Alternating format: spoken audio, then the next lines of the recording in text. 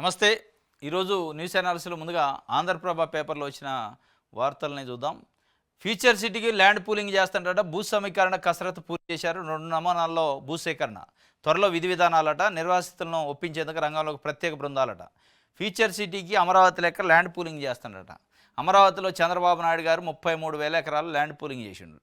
భూసేకరణ, భూ సమీకరణ అన్నమాట. భూసేకరణ అంటే డబ్బులు ఇచ్చి తీసుకోవటం, వాళ్ళకి పరిహారం ఇచ్చి తీసుకోవడం. ఇదేమో భూ సమీకరణ అంటారు. ఉచితంగానే తీసుకుంటారు. తీసుకొని ఎంత ఇస్తే దానికి తగ్గట్టు రేషియో ఇస్తారు. డెవలప్మెంట్ చేసి మళ్ళీ వాళ్ళకి ఫ్లాట్లు ఇచ్చే ఖరారుతో తీసుకుంటారట. ఇప్పటికే లగచర్లలో పెద్ద ఇష్యూ అయింది. ఇష్యూ అయ్యి దాని నుంచి వెనక్కిపోయారు. మళ్ళీ ఇదేదో భూ సమీకరణ అని పెట్టిండు. ల్యాండ్ పూలింగ్ అట పెట్టి ఫ్యూచర్ సిటీని ఏర్పాటు చేస్తారట. కాంగ్రెస్ పార్టీ ఎన్నికల వాగ్దానాలు లేదు. ఇది కాంగ్రెస్ పార్టీ ఎన్నికలలో 6 గ్యారెంటీలు ఇచ్చింది. 6 గ్యారెంటీలు ఎక్కడ కూడా ఈ ఫ్యూచర్ సిటీ లేదు. ఈ ఫ్యూచర్ సిటీ ముఖ్యమంత్రిగా రేవంత్ రెడ్డి గారు అయిన తర్వాత వచ్చింది. మరి ఆయన మెదడులోంచి వచ్చిందా లేకపోతే ఆయన చుట్టూ ఉన్నోళ్ళు చెప్పారు. కానీ ఫ్యూచర్ సిటీ ఎవరి ఫ్యూచర్ కోసం ఈ సిటీ? ఉన్న సిటీ ఏమో వరదలు వచ్చి కొట్టబోతుంది. ఉన్న సిటీ చిన్న వాన వస్తే చాలు. మొన్న వర్షం వచ్చింది, పెద్ద వర్షం. వర్షం రాగానే మొత్తం ఎక్కడెక్కడ చెరువులు తలపించినాయి, రోడ్లు. దీన్నేమో వదిలేశారు. కానీ ఫ్యూచర్ అని అడ్డుపడ్డరు. కలవకుర్తి రోడ్లో, శ్రీశైలం రోడ్లో. ఈ రేవంత్ రెడ్డి గారి సొంత ఊరు కూడా అట్టే ఉంటుంది, కొండారెడ్డిపల్లి. మాట్లాడితే ఫ్యూచర్ సిటీ అంటాడు. దానికోసం 100,000 ఎకరాలు భూమిని సమీకరిస్తారట. ఇప్పుడు ఇక్కడ ప్రధానంగా ప్రశ్న ఏంటంటే ఎవరి ఫ్యూచర్? ప్రజల, రియల్ ఎస్టేట్ వాళ్ళదే, అక్కడ భూములు ఉన్నోళ్ళ ఫ్యూచరా? ఈ 3 అంశాల చుట్టే తిరుగుతుంది మొత్తం చర్చ. మొత్తానికి అయితే ల్యాండ్ పూలింగ్ చేస్తారట. దానికోసం కసరత్తు చేసి ప్రజలను ఒప్పించడానికి కొన్ని బృందాలను పెట్టారట. కాంగ్రెస్ పార్టీ మరి వైపు నుంచి, ప్రభుత్వం వైపు నుంచి వాళ్ళని కన్విన్స్ చేయాలి. కన్విన్స్ చేసి వాళ్ళ భూమి అంతా గుంజుకోవాలి. ఇది ఫ్యూచరు. ఈ ఫ్యూచర్ కోసం ప్రజల ఫ్యూచర్ని దెబ్బతీస్తున్నారు. ప్రజలకి తరతరాల నుంచి వచ్చే భూముల్ని గుంజుకొని వాళ్ళ ఫ్యూచర్నేమో తొక్కేస్తున్నారు. వీళ్ళ ఫ్యూచర్, రియల్ ఎస్టేట్ వాళ్ళ ఫ్యూచరు, గవర్నమెంట్ ఫ్యూచర్ని చూసుకుంటున్నారు. ఇది ఒక వార్త అయితే, ఇంకోటి కేసీఆర్ నిన్న కీలకమైన వ్యాఖ్యలు చేసిండు. పార్టీ మారిన 10 మంది ఎమ్మెల్యేలను మళ్ళీ తీసుకోని అన్నాడు. ఆ ఎమ్మెల్యేలను మళ్ళీ రానియన పార్టీలోకి ఫిరాయింపు ఎమ్మెల్యేలపై కేసీఆర్ కీలక వ్యాఖ్యలు. వచ్చే ఎన్నికల్లో మళ్ళీ గెలుస్తాం, ఒంటరిగా ప్రభుత్వం ఏర్పాటు చేస్తాం, రజతోత్సవం మహాసభలో రణమే, ప్రజా సమస్యల పోరుకు సన్నాహం. హైదరాబాద్, రంగారెడ్డి జిల్లాల నేతలతో సమావేశంలో గులాబ్ బాస్ కేసీఆర్ చెప్పిండు. ఆ ఎమ్మెల్యేలను మళ్ళీ రానియడట. రజతోత్సవ మహాసభ ద్వారా ప్రభుత్వంపై పోరు చేసేందుకు ఉద్యమ స్ఫూర్తితో పార్టీ నేతలు సమేతం కావాలని బీఆర్ఎస్ అధినేత కేసీఆర్ పిలిపించారు. వాడు వీడు భిక్షం వేస్తే తాను సీఎం సీట్లో కూర్చోనని, ప్రభుత్వాన్ని కూల్చడం వంటి పిచ్చి పిచ్చి పనులు మేము చేయబోమని తేల్చి చెప్పారు.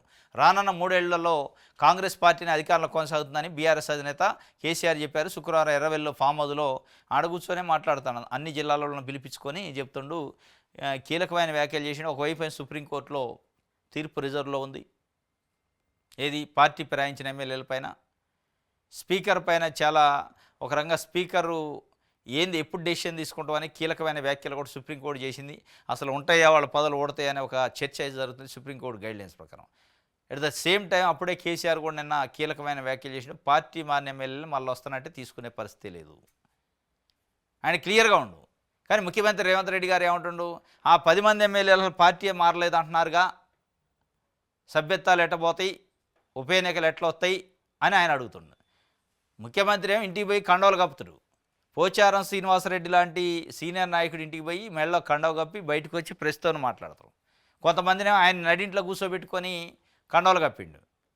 మరి ఇవన్నీ మర్చిపోయిండా లేకపోతే జనాలు మర్చిపోయారు అనుకుంటున్నారా? మీరేమన్నా ఉట్టిన జనాలు చెప్తే నమ్ముతారు అనుకుంటున్నారా? పార్టీ మారలేదని వాళ్ళు అంటుంటే పార్టీ సభ్యత పదవులు ఎట్టబోతాయని ఆయన అంటుండు. ఏనేమంటుండు? పార్టీ మారిపోయారు వాళ్ళు, క్లియర్గా మా పార్టీలో లేరు, మళ్ళీ వస్తే కూడా తీసుకోని ఆయన అంటుండు. మరి ఇప్పుడు వాళ్ళు ఏడున్నట్టు? ఆయన మా పార్టీలో లేరని, ఈయన మా పార్టీలో లేరు అని అంటే వాళ్ళు మధ్యలో గాలిలో ఉన్నారా? భూమి మీద లేదు, ఆకాశం మీద లేరు, వాళ్ళు మధ్యలో ఉన్నారు. ఈ మధ్యలో ఉన్న పరిస్థితి, ఈ మధ్యలో ఉన్న 10 మంది ఎమ్మెల్యేల పరిస్థితి సుప్రీంకోర్టులో ఉంది ఫైలు. ఇక అది వస్తే కానీ కథ బయటపడింది. ఈ మధ్యలో మరి మధ్యలోనే కాజేస్తుందా సుప్రీంకోర్టు, లేదా భూమి మీదకి దింపిద్దా, ఆకాశానికి పంపిద్దా అనేది పదవుల్ని, మనుషుల్ని కాదు, వాళ్ళ పదవుల్ని. ఇక అప్పుడు చూడాల. ఇది మొత్తానికైతే వాళ్ళని ఎట్టి పరిస్థితుల్లో మేము తీసుకోమని చెప్తుంది. రైట్, ఇది ఆంధ్రప్రభకు సంబంధించి. వెలుగు పేపర్ చూద్దాం.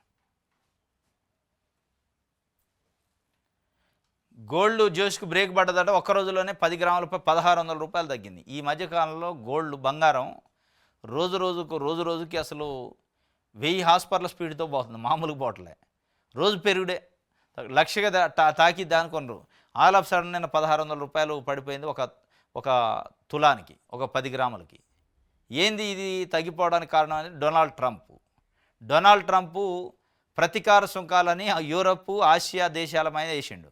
ప్రతీకార సుంకాలంటే ఇక్కడ నుంచి, అంటే యూరప్, ఆసియా దేశాల నుంచి భారతదేశంతో సహా ఏదన్నా వస్తువుల్ని అక్కడ దిగుమతి చేస్తే దిగుమతి సుంకం వేస్తారు. ఆ సుంకాన్ని పెంచేసిండు. అమాంతం పెంచడంతో మొత్తం లక్షల కోట్ల రూపాయలు స్టాక్ మార్కెట్ కుదేలైపోయిందట అమెరికాలో. అమెరికానే కాదు, ప్రపంచవ్యాప్తంగా. ఎందుకంటే ఒక అగ్రరాజ్యం కాదు అమెరికా అనేది, దాని డెసిషన్స్ మొత్తం ప్రపంచ ఆర్థిక వ్యవస్థ మీద పడతాయి. దాంతో ఈ బంగారం కూడా పతనం అయిపోయింది. స్టాక్ మార్కెట్లు కుదేలైనవి, బంగారం కూడా కుదేలైంది. ఇది మరి ఎంతవరకు కుదేలైంది, ఎంతవరకు తగ్గిద్ది చూడాలి. ఇప్పుడైతే 1600 రూపాయలు నిన్న తగ్గింది. ట్రంప్ టారిఫ్ల ఎఫెక్ట్తో కుప్పగొలుతున్న ప్రపంచ స్టాక్ మార్కెట్, క్రూడ్ ఆయిల్, ఎండి ధరల్లోనే భారీ పతనం అయిందట. ఇది ఒక వార్త. అయితే బనకచర్లపై సుప్రీంకి వెళతాం, రాయలసీమ లిఫ్ట్ పైన కేసు వేస్తామని మంత్రి ఉత్తమ్ కుమార్ రెడ్డి చెప్తుండు. ఏపీ అక్రమ ప్రాజెక్టులపై చేతులు ముడుచుకొని చూస్తూ కూర్చోం. ఎవరు కూర్చోన్నారు? గోదావరి ట్రిబ్యునల్ అవార్డు, విభజన చట్టాన్ని ఉల్లంఘించి ప్రాజెక్టులు సిడబ్ల్యూసి, అపెక్స్ కౌన్సిల్, కేఆర్ఎంబి అనుమతులు తీసుకోలే. భారీగా గోదావరి నీటిని మళ్లిస్తూ భద్రాచలం మునిగే ప్రమాదం ఉందని ఆందోళన. జలసౌధలో ఉన్నతస్థాయి సమీక్షలు నిర్వహించిన మంత్రి. బనకచర్లపై సుప్రీంకి వెళ్తానన్నా, రాయలసీమ లిఫ్ట్ పైన సుప్రీంకోర్టుకి వెళ్తానన్నా తెలంగాణలో ఏ పౌరుడు ఆపడు. మరి ఎందుకు వెళ్ళటలే? మీరు ఎప్పుడో గుర్తు వచ్చినప్పుడు బయటకు వచ్చి ప్రెస్ మీట్ పెట్టి వెళ్తాం అంటే నువ్వు వెళ్ళే లోపల ఆయన కడతాడు, అయిపోద్ది. ఆల్రెడీ వాళ్ళు చాలా స్పీడ్గా ఉన్నారు. బనకచర్ల నిర్మాణం చేయడానికి చాలా స్పీడ్గా ముఖ్యమంత్రి చంద్రబాబు నాయుడు గారు, ఆంధ్రప్రదేశ్ సంబంధించిన ముఖ్యమంత్రి, చాలా స్పీడ్గా ఉండు. క్యాబినెట్లో పెట్టిండు, తీర్మానం అయిపోయింది, దానికి డబ్బులు కేటాయించారు. ఇన్ని రోజులు మాట్లాడలే ఆయన. ఇప్పుడు 5 నెలల నుంచో 6 నెలల నుంచో మాట్లాడుతున్నా బనకచర్ల అని చంద్రబాబు నాయుడు గారు. ఇన్ని రోజులు నీటిపారుదల శాఖ మంత్రి కానీ ముఖ్యమంత్రి కానీ ఏదో అంటిమొట్టంటూ మాట్లాడుతున్నారు కానీ సీరియస్నెస్ లేదు. మరి ఇప్పటికన్నా ఉందా? నిజంగానే పోతారా? మళ్ళీ ఇప్పుడు 6 నెలలకు గుర్తు వచ్చినప్పుడు ప్రెస్ మీట్ పెడతారా? ఈ లోపల బనకచర్ల పూర్తయింది. అయ్యాక నువ్వు చేసేదే ఉంది కాడ.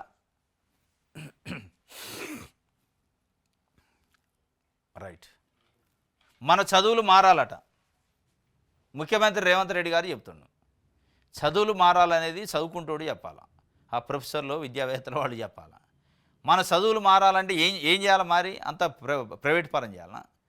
ఉస్మానియా యూనివర్సిటీ, కాకతీయ యూనివర్సిటీ లాంటి అత్యంత ప్రతిష్టాత్మకమైన యూనివర్సిటీలు తెలంగాణలో ఉంటే వాటిని నిర్వీర్యం చేసిండు కేసీఆర్ ఉన్న 10 ఏళ్ళలో అని మీరు చెప్తారు. మరి ఇవాళ మీరు చేస్తుంది ఏంది? దానికి ₹1 నిధులు లేవు. అసలు ఒక అనాథ లెక్క తయారు చేశారు. దానికి ఒక రిక్రూట్మెంట్ లేదు, ఎవడు లేడు. ఒక వీసీ రిజిస్టార్ తప్ప ఫ్యాకల్టీ లేదు, చదువు చెప్పేటోడు లేడు, కనీసం భోజనం సరైనది పెట్టేటోడు లేడు, హాస్టల్స్ లేవు, సరైన వసతి లేదు, దాన్ని పట్టించుకున్న నాదులు లేడు. మళ్ళీ మారాల విద్యా వ్యవస్థ అంటున్నాం. మారాల్సింది మీ మైండ్ సెట్ మారాల. మన విద్య కోసం కేటాయింపులు చేయాలి, విద్య కోసం సమీక్షలు చేయాలని ఉండాలి. కానీ ఎప్పుడో మీకు గుర్తొచ్చిన రోజు చేసి దానికి ఒక మంత్రి లేడు, విద్యకు ఒక మంత్రి లేడు. కానీ విద్యా వ్యవస్థ మారాలంటున్నాం. దానికి ఒక మంత్రిని పెట్టి దానికి సరైన పద్ధతిలో తీసుకుపోయి చేస్తే బాగుంటుంది.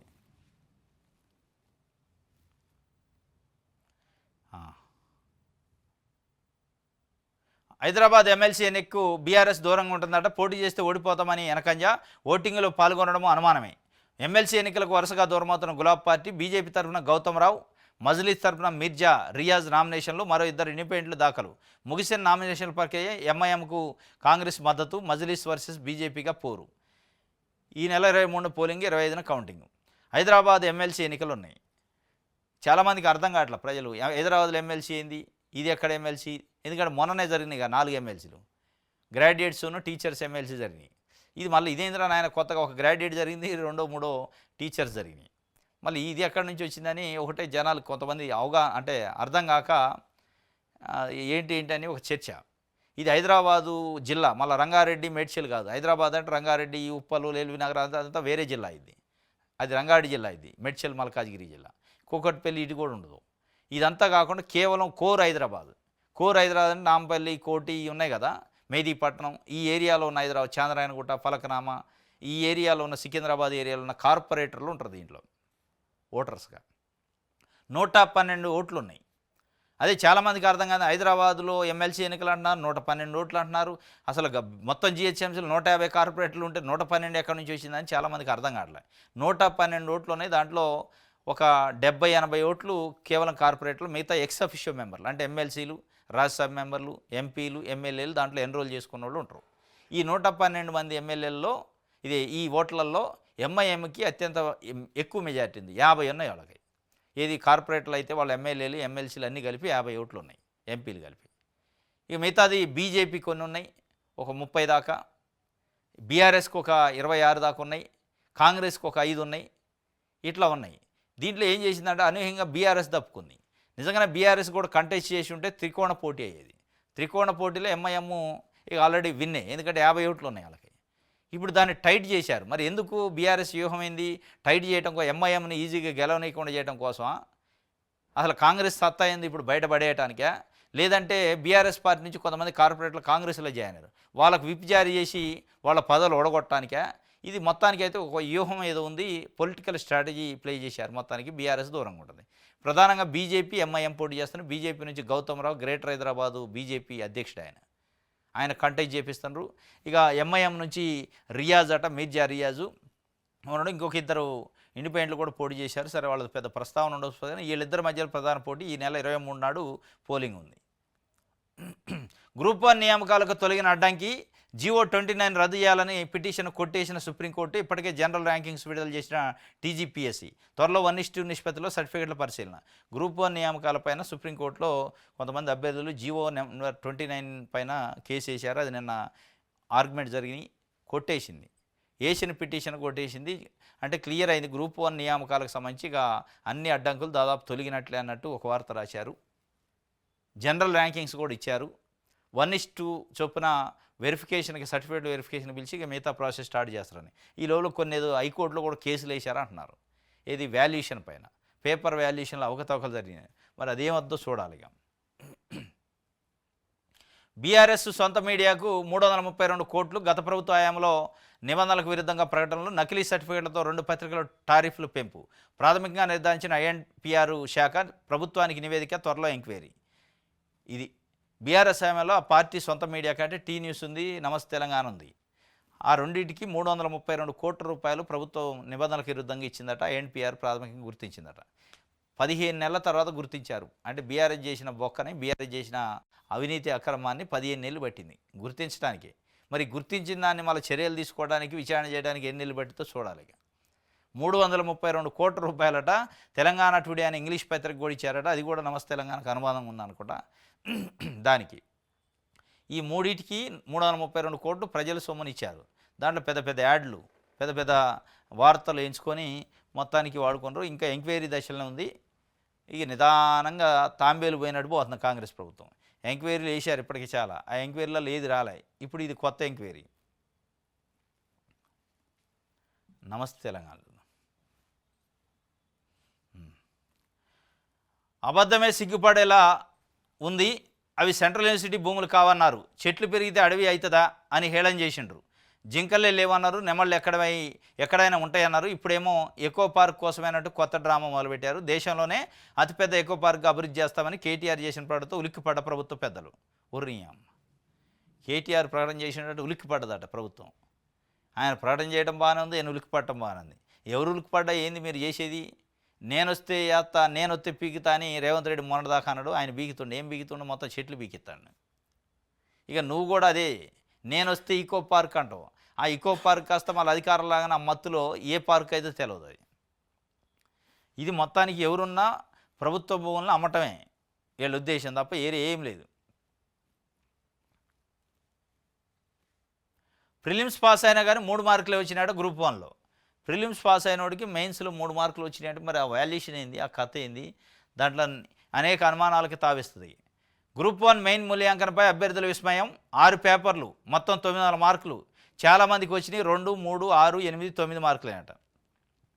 ఇది అసలు పేపర్లో 6 పేపర్లు ఉంటే 6 మార్కులు అని రావాలి. పేపర్కి 1 మార్కు అని రావద్దా? 2 మార్కులు వస్తాయి. కనీసం గ్రూప్ 1 ప్రిలిమ్స్ ఎగ్జామ్ రాసినోడు మెయిన్స్లో 4 వాక్యాలను రాత్రగా, 1 క్వశ్చన్ అన్న రాత్రు కదా అనేది వాళ్ళు అడుగుతుంది. 1 క్వశ్చన్ రాసినా ఒక 5 మార్కులు 10 వస్తాయి కదా, తప్పు తడక ఏది రాసినా. 2 మార్కులు రావటం ఏంది, 3 మార్కులు రావటం ఏంది, 5, 6 రావటం ఏంది అని చెప్పి జనరల్ ఇంగ్లీష్లో 72 మార్కులు వచ్చిన అభ్యర్థికి 6 పేపర్లు వచ్చినాయి, 3 మార్కులట. అద్భుత మూల్యాంకనం అంటే ఇదేనా? టీజీపీఎస్సీని ప్రశ్నిస్తున్న నిరుద్యోగులు. గ్రూప్ 1 టాపర్లో 13 మంది ఏపీ వాళ్ళు అన్నారట. ఏంది ఈ కథ? గ్రూప్ 1 మూల్యాంకనం ఎంత చక్కగా జరిగిందనేది దీన్ని బట్టి అర్థమవుతుందని గ్రూప్ 1 యాస్పిరెంట్స్ అంటున్నారు. 72 మార్కులు ఇంగ్లీష్లో వస్తే జనరల్ ఎస్ఏ పేపర్లో 2 మార్కులు 3 మార్కులు అభ్యర్థికి వచ్చినాయంటే మూల్యాంకనం ఎంత మంచిగా గమ్మత్తుగా ఉన్నట్టు, ఎంత అద్భుతంగా ఉన్నట్టు, ఎంత ట్రాన్స్పరెంట్గా జరిగినట్టు అనేది దీన్ని బట్టి అర్థమైంది. మొత్తం డిగ్రీ కాలేజ్ లెక్చరర్లను పెట్టారట కొత్తగా అయిన వాళ్ళని. అంటే డిగ్రీ కాలేజ్ లెక్చరర్ని యూజీసీ ఏం చేసిందంటే అసిస్టెంట్ ప్రొఫెసర్లని ఒక నోటిఫై చేసింది వాళ్ళని. అంటే అసిస్టెంట్ ప్రొఫెసర్లు కాబట్టి వాళ్ళకే ఇచ్చినాం అంటున్నారు.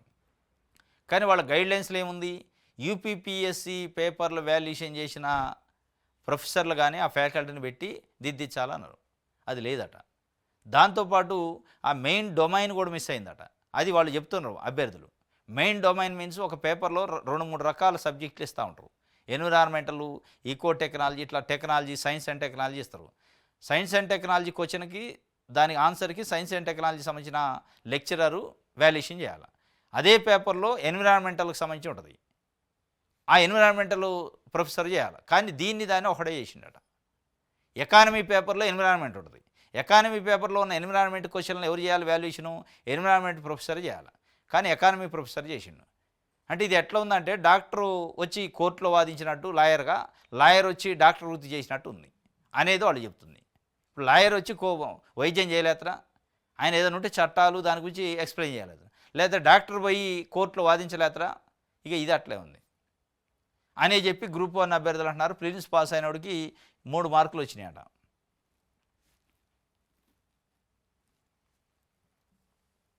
రైట్.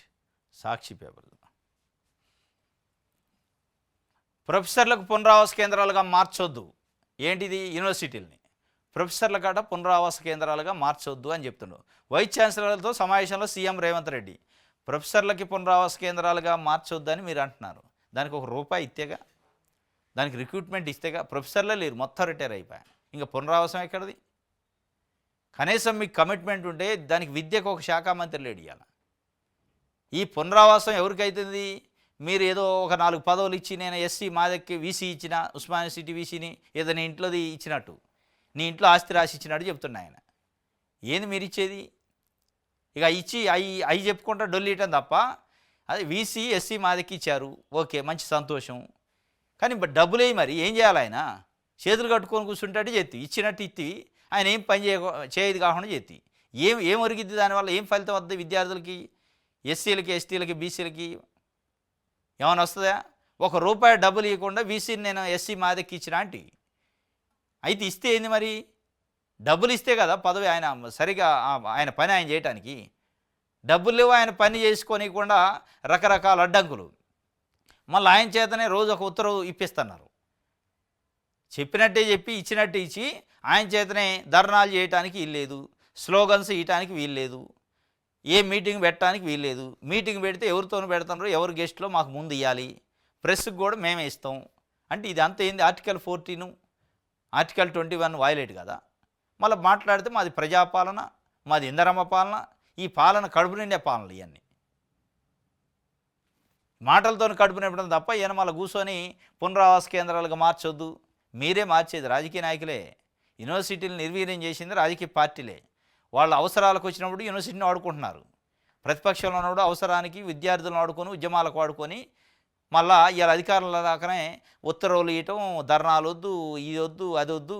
అదే ఉస్మానియా సిటీ ముందు ఆర్ట్స్ కాలేజ్ దగ్గర దొంగ వేరే వేషంలో వచ్చి ఈయన రేవంత్ రెడ్డి గారు టీషర్టు పాయింట్ వేసుకొని గోడలు దిక్కొచ్చి మీటింగ్లకు పాల్గొన్నాడు ఉద్యమాలలో. ఇవాళ ఉద్యమాలు వద్దు, స్లోగన్స్ ఇవ్వద్దు, స్టేజీలు కట్టొద్దు అని చెప్తుండు. ఇదేనా ప్రజాపాలన?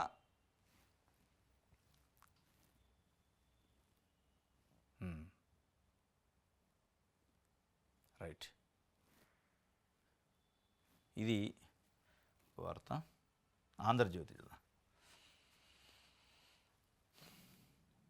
10 ఏళ్లలో 20,000 కోట్లట బీఆర్ఎస్ హయాంలో ప్రభుత్వ భూముల అమ్మకాల తీరిది. సరే వాళ్ళు అమ్మారు, మరి మీరు చేసేది ఏంది? ఆయన 10 ఏళ్లలో 20,000 కోట్ల భూములు అమ్మిండని నేను కూడా అమ్ముతా పోటీ పడన్నట్టే ఉంది తప్ప. అరే మీరు ఎందుకు అమ్ముతుండో చెప్పండి. ఆయన అమ్మిండు కాబట్టి ఇంట్లో కూర్చోబెట్టారు, తీసుకుపోయి ఫామ్ హౌస్కి పంపించారు జనాలు. నువ్వేం చేస్తావు? మీరేం చేస్తారో చెప్పాలి కదా. 10 ఏళ్లలో 20,000 కోట్ల భూములు బీఆర్ఎస్ ఆయన అమ్మిండు. నేను ఒక 20 సెంట్లు కూడా అమ్మను, వాళ్ళు అమ్మారుగా అని చెప్పు. మరి అది చెప్పడు. వాళ్ళు అమ్మారుగా, నేను అమ్మితే ఏందంటండి. ఇక మొన్నదాకా వాడు దొంగ పని చేసినట్టు మళ్ళీ నువ్వు అదే దొంగ పని చేస్తే కథ అయింది అన్నట్టు. ఇద్దరు తోడు దొంగలే కదా మళ్ళా. కాబట్టి అది కాదు మీరు చెప్పాల్సింది. ఇలా బీఆర్ఎస్ వాళ్ళు 20,000 కోట్ల భూములు అమ్మారు, వాటిని రికవరీ చేస్తా అని చెప్పాలా. లేదు ఆయన 20,000 కోట్లు అమ్మిన కాబట్టి నేను ఇంకో 40,000 కోట్లు అమ్ముతా అంటే ఇక దొందే కదా. ఇక నిన్ను కూడా ఇంటికి పంపాలన్నట్టు. ఇది ఆయన చెప్తుండు. బీఆర్ఎస్ హయాంలో ప్రభుత్వ భూములు అమ్మారు కాబట్టి నేను అమ్మితే తప్పేందని చెప్పుకుంటున్నా ఆయన. రైట్.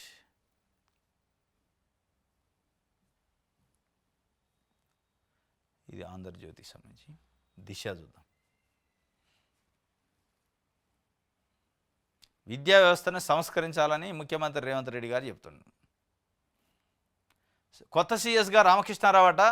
వీఆర్ఎస్ తీసుకోనన్న ప్రస్తుత సీఎస్ శాంతికుమారి ఆమెను చీఫ్ ఇన్ఫర్మేషన్ కమిషనర్గా ఎంపిక చేసే అవకాశం వారం లోపే నిర్ణయం. కొత్త సీఎస్గా రామకృష్ణారావు వస్తారట. బీఆర్ఎస్ పార్టీ 10 ఏళ్ల పరిపాలనలో మొత్తం చక్రం తిప్పింది ఈయనే. ఫైనాన్స్ డిపార్ట్మెంట్ మొత్తం ఈయన చెప్పు చేతల్లో ఉంది. ఆయన్నే తీసుకొచ్చి పెడతారు. బీఆర్ఎస్ పార్టీ హయాంలో కాంగ్రెస్ పార్టీ ఏ అధికారులను అయితే తిట్టిందో నవీన్ మిట్టలను తిట్టింది, సిఎస్ ఈయన రామకృష్ణారావుని తిట్టింది, వీళ్ళు అక్రమాలు చేస్తున్నది, సోమేష్ కుమార్ని తిట్టింది.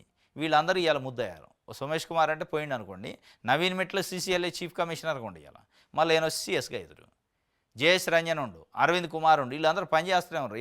ఎవరైతే అక్కడ పనిచేశారో కీలకంగా మళ్ళీ ఏడు కూడా వాళ్ళే పనిచేస్తారు. వ్యవస్థ ఎట్ట మారాలి మరి? అధికారుల మైండ్ సెట్ మారపాయ, నాయకుల మైండ్ సెట్ మారపాయ. నాయకులు ఏమంటుండు, బీఆర్ఎస్ వాళ్ళు 20,000 కోట్లు అమ్మారు కాబట్టి భూములు నేను కూడా అమ్ముతాటటి. ఇక నీకు ఆయనకి తేడా ఉంది. అధికారులు అయ్యాల పని చేసిన వాళ్ళు ఇవాళ పని చేస్తుంటే ఇక ప్రజలకి ఎక్కడ ప్రజాపాలన వద్ది? ఈ దేని ప్రజాపాలన అంటారు?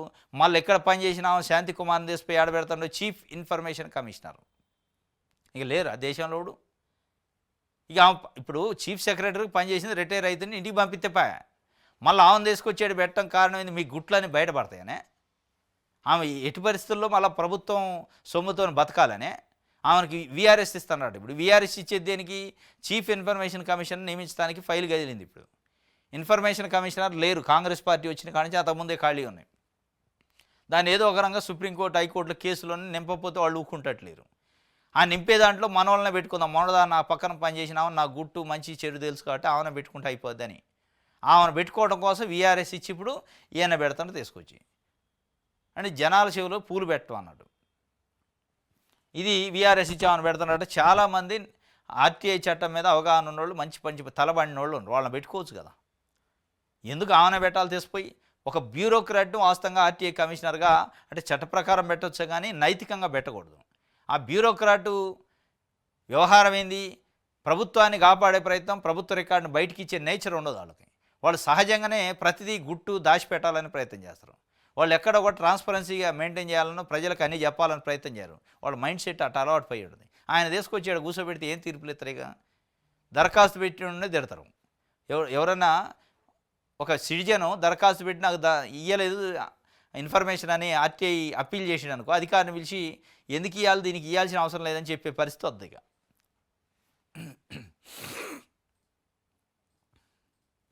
రైట్.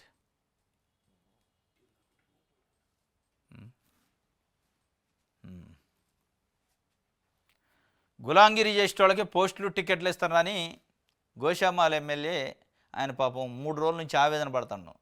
రోజుకొక నెగిటివ్ కామెంట్ చేస్తాను బీజేపీ పైన. మరి ఆ బీజేపీలో ఏం జరుగుతుందో, అసలు ఆ బీజేపీ పార్టీ ఏందో ఆ కథ ఏం తెలవట్లే.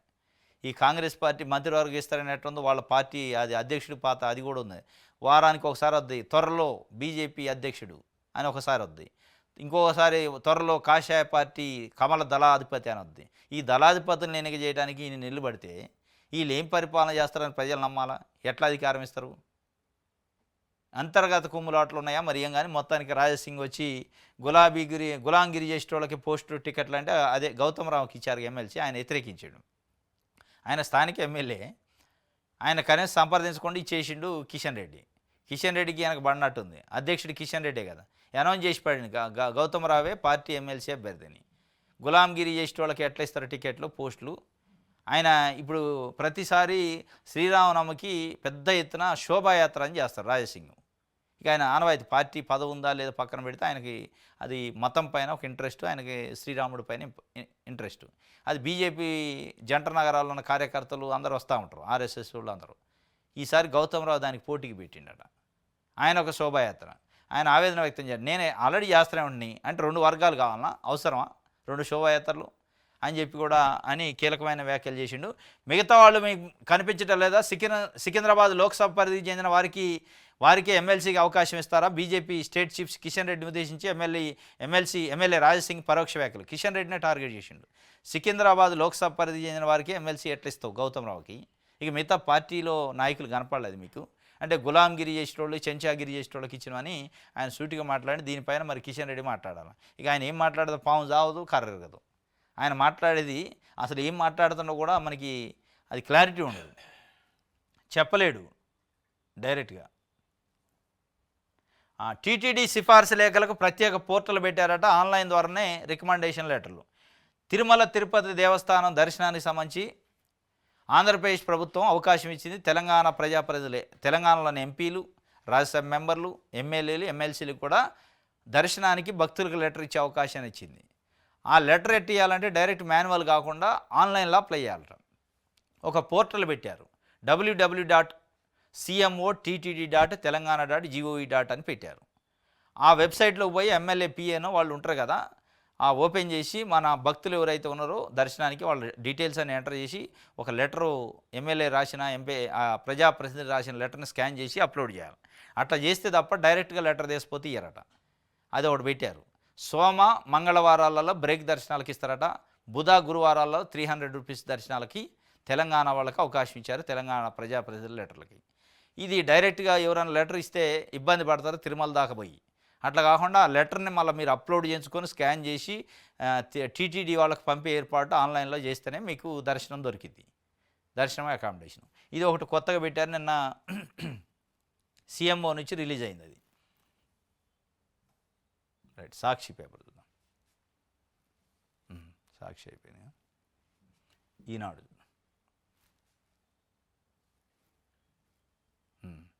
పంటశాలల్లో ఏఈ విప్లవం వచ్చిందట.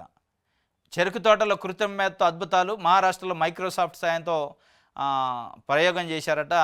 ఆర్టిఫిషియల్ ఇంటెలిజెన్స్ అని ఈ మధ్యకాలంలో ప్రతి దగ్గర వస్తుంది.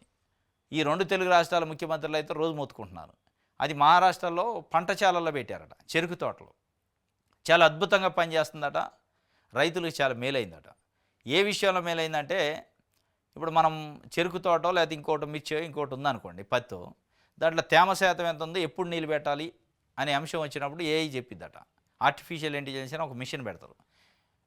ఇప్పుడు భూమికి నీళ్ళు అవసరమైంది పెట్టండి అని చెప్పింది.